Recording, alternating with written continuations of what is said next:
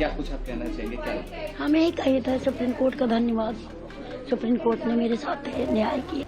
बिल्कुल हमें इसको विक्ट्री नहीं कहना चाहिए। मैं इसको विक्ट्री नहीं कह रहा हूँ, ये विक्ट्री नहीं है। ये एक छोटा सा सांस लेने का मौका विक्टिम और उसको परिवार को मिला है। सुप्रीम कोर्ट ने उन्नाव नाबालिग रेप केस में दोषी करार दिए जा चुके पूर्व बीजेपी विधायक कुलदीप सेंगर को लेकर बड़ा और सख्त रुख अपनाया है। दिल्ली हाई कोर्ट के उस आदेश पर सुप्रीम कोर्ट ने रोक लगा दी, जिसमें सेंगर की उम्र कैद की सजा को सस्पेंड कर जमानत दी गई थी। सीबीआई की याचिका पर सुनवाई करते हुए शीर्ष अदालत ने साफ कहा है कि सेंगर को हिरासत से बाहर नहीं आने दिया जाएगा। इस मामले में सीबीआई ने अदालत के सामने पीड़िता के प्रति जवाबदेही का हवाला दिया, जिसके बाद सुप्रीम कोर्ट ने तुरंत सख्त हस्तक्षेप किया।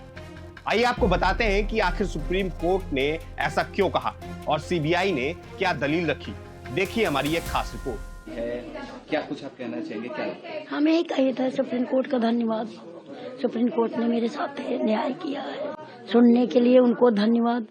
पर यूपी सरकार, दिल्ली सरकार, अमित शाह थे, हमको यही भरोसा है कि जब सिक्योरिटी मेरे बच्चों को दे देंगे तो हमारे बच्चे सेफ रहेंगे, हम सेफ रहेंगे। मेरे बच्चों को सिक्योरिटी चाहिए, मेरे देवर के लड़का को सिक्योरिटी चाहिए। सिक्योरिटी नो सिक्योरिटी कहते कहते इनके वकीलों ने सिक्योरिटी भी छीन लिया था। बोलते थे इनको नो सिक्योरिटी चाहिए, सबकी सिक्योरिटी भी हटवा लिया था, पर सबको सिक्योरिटी चाहिए। और मेरे वकीलन का अजय गौतम का, सरोज भारती के 4 वकील है। जो वकील पहले रहे हैं उनकी सिक्योरिटी एक के पास है, उनकी सिक्योरिटी टाल के मेरे दूसरे जो वकील अब हैं उन्नाव मानी और यहाँ दिल्ली मानी, हम लोगन का सबका मतलब सेव रखा जाए सरकार। आप लगातार जब ये आप सामने फैसला है कि बेल मिल गई है उन्हें, और जिसके बाद आप तमाम लड़ाई लड़ते रहे न्याय की, और आप सिर्फ यही बात कह रहे थे कि हम सुप्रीम कोर्ट जाएंगे, हमें सुप्रीम कोर्ट हमने भरोसा है, हमने सुप्रीम कोर्ट इसीलिए कहते थे कि हम सुप्रीम कोर्ट जाएंगे, सुप्रीम कोर्ट का दरवाजा खटखटाएंगे, हमको भरोसा है। पर हाई कोर्ट पर इल्जाम नहीं लगा रहे हैं। इतनी बेंच बैठी है, पूरा इतना हाई कोर्ट बना हुआ है, हाई कोर्ट पर इल्जाम नहीं लगा रहे हैं। पर वो 2 जजों ने हाई कोर्ट की बदनामी कराया, हम थोड़ा बदनामी कराया। मेरे को जब न्याय नहीं मिला तब हम चिल्लाना चालू किया, नहीं हमको क्यों बेइज्जती करना, किसी की अच्छी बात होती है, अच्छी बात नहीं होती। पर वो जजों ने मेरा भरोसा एकदम टूट दिया रहा। मेरे बच्चे सड़क पर आ गए थे, अब हमको जाके थोड़ी राहत मिली है। सुप्रीम कोर्ट का सुप्रीम कोर्ट ने उन्नाव नाबालिग दुष्कर्म मामले में दोषी करार दिए जा चुके पूर्व विधायक कुलदीप सेंगर को लेकर बेहद सख्त रुख अपनाया है। दिल्ली हाई कोर्ट द्वारा उम्र कैद की सजा सस्पेंड करने के आदेश पर शीर्ष अदालत ने तत्काल रोक लगा दी है और साफ कहा है कि सेंगर को किसी भी हाल में हिरासत से बाहर नहीं आने दिया जाएगा। कोर्ट ने माना कि यह मामला सामान्य नहीं, सेंगर एक नहीं बल्कि कई गंभीर अपराधों में दोषी ठहराया जा चुका है। ऐसे में राहत देना न्याय व्यवस्था और पीड़िता की सुरक्षा दोनों के लिए गंभीर खतरा बन सकता है। इसी आधार पर सुप्रीम कोर्ट ने हाई कोर्ट के फैसले को फिलहाल रोक दिया। सीबीआई ने अदालत के सामने इस केस को बेहद भयानक बताया और कहा कि एजेंसी पीड़िता के प्रति जवाबदेह है। जांच एजेंसी ने दलील दी है कि दोषी को रिहा करने से न सिर्फ पीड़िता बल्कि समाज को भी गलत संदेश जाएगा। कोर्ट ने सीबीआई की इन दलीलों को गंभीरता से लेते हुए सख्त रुख अपनाया है। दिल्ली हाई कोर्ट ने इससे पहले यह कहते हुए सजा सस्पेंड की थी कि सेंगर लंबा समय जेल में बिता चुका है, लेकिन सुप्रीम कोर्ट ने साफ कर दिया कि ऐसे जघन्य अपराधों में केवल सजा की अवधि नहीं बल्कि अपराध की प्रकृति और उसका असर सबसे अहम होता है। अब सुप्रीम कोर्ट ने सेंगर को नोटिस जारी कर जवाब मांगा है।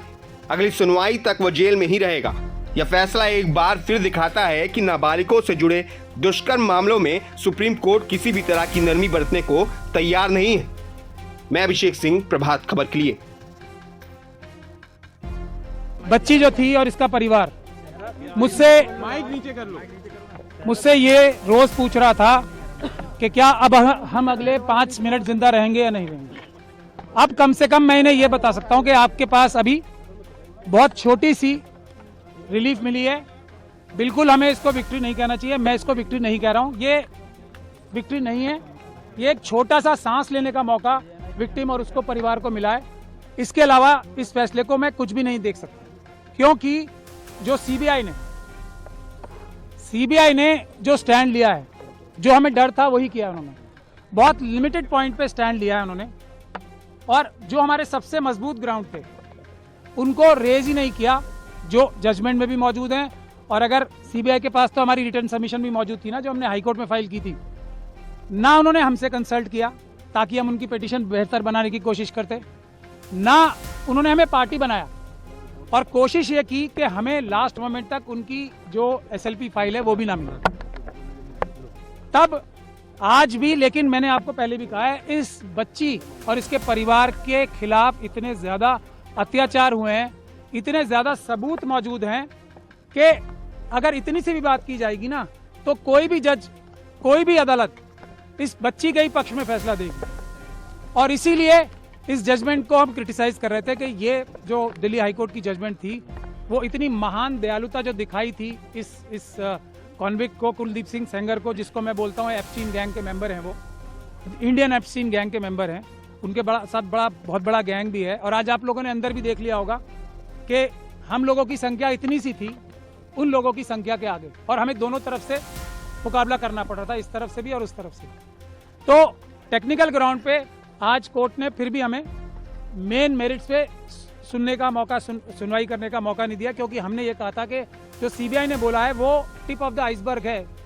हमारे पास अभी मेजर पोर्शन है जिसमें ये पब्लिक सर्वेंट की बात तो बहुत छोटी है ना, पब्लिक सर्वेंट के अलावा ये person in dominance in control है, क्योंकि इसी जजमेंट में लिखा हुआ है कि कुलदीप सिंह सेंगर साहब ने पंचायत होल्ड करके सबको बुलाया था अपने सामने और ये बोला था कि केस फाइल करो या ना करो ये मैं तय करूंगा। इस तरफ की बातें इसी जजमेंट में लिखी हुई।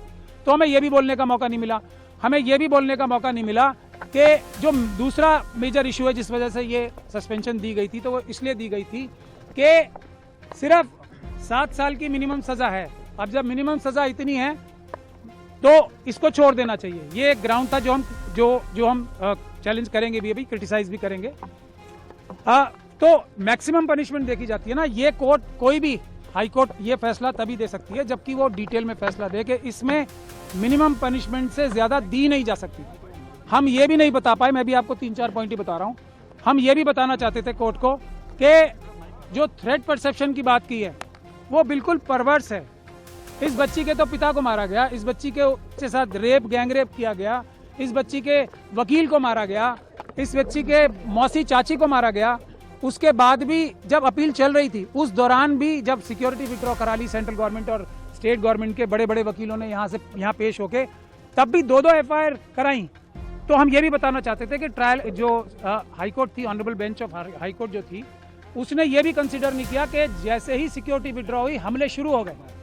तो हम ये भी बताना चाहते थे कि थ्रेट परसेप्शन ऐसी नहीं होती कि अंदाजा लगा के ये कह दिया जाए कि फ्यूचर में अटैक नहीं होगा, इसके ऊपर कोई हमला नहीं होगा, क्योंकि सीआरपीएफ है इसलिए किसको कोई खतरा नहीं है। माँ को तो खतरा है। फैसले को कैसे देखते हैं आप? मैंने आपको बताया ना, ये मरते हुए नहीं, जो इसको जीत कहेगा, वो जो जीत कहेगा इसको, वो धोखा देगा देश की जनता को भी और पूरी न्यायिक व्यवस्था को। सबसे बड़ा धोखा होगा अगर इसे जीत बोला जाए। मेरी बात सुन लीजिए, ये जीत नहीं है। जीत क्या है? इस बच्ची की क्या जीत होगी? इस बच्ची को दर की ठोकरें खानी पड़ रही हैं। इतने छोटे छोटे 2 बच्चे हैं उसको कल मार दिया जाएगा, परसों कोई सिक्योरिटी नहीं है। इस बच्ची का क्या जीत होगी? इसके पिताजी की हत्या कर दी, इसकी माताजी को विधवा कर दिया, इस बच्ची की जीत कहाँ होगी? अब इसके वकील को मार दिया गया, इसकी मौसी चाची को मार दिया गया और ये सड़कों पे दर भटक रही है। इसकी जीत होगी क्या? इसकी क्या जीत? मैं सीबीआई ने हमें पार्टी नहीं बनाया। सुरक्षा छोड़िए, पहले जो जितने लोगों को, क्रिमिनल्स को जो बुलेट प्रूफ गाड़ियां दे रखी हैं, बड़े बड़े घर दे रखे हैं, आप लोग इस पे स्टोरी करो ना। क्या ये बच्चियां नहीं, मैं एक मिनट बता रहा हूँ, एक मिनट पहले एक लाइन तो बोलने दो। हाथरस की बच्ची है ना, जब वो भी मरने लगेंगे तभी उनका भी ख्याल होगा, उसका परिवार का कोई ख्याल नहीं हो रहा ना। ये हमारी, बस लास्ट टाइम बोल लीजिए, ये हमारी सिस्टम का फेलियर है, हमारी सोसाइटी का फेलियर है कि हम 2 दिन 4 दिन तो किसी इशू के बारे में एक्टिव रहते हैं, उसके बाद निरंतरता नहीं होती। यही जो गिद्ध है ना एप्स्टीन गैंग के, ये इस बात को जानते हैं कि 5-6 दिन, 1 महीने से ज्यादा देश की जनता भूल जाएगी, क्योंकि अपनी परेशानियों में मुब्तला हो जाती है। मैं इसको, अगर आप इसको रिलीफ कह रही हो कि जो इतनी एक तरीके से, पूरी तरीके से कानून व्यवस्था और सब लॉ के खिलाफ जो हाईकोर्ट की जजमेंट थी उसको रोक दिया गया, तो फिर मैं रिलीफ कह सकता हूँ, लेकिन ये बच्ची को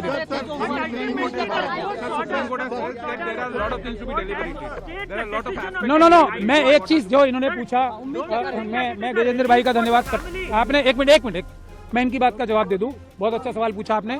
हम उम्मीद यह कर रहे थे कि एक सुओ मोटो जो सुप्रीम कोर्ट ने संज्ञान ले रखा था सभी बच्चियों के बारे में, जो छोटी बच्चियां हैं उनके रेप और मर्डर्स के बारे में, उसको रिवाइव हम कम से कम करा देते, लेकिन हमारी सुनवाई नहीं हुई।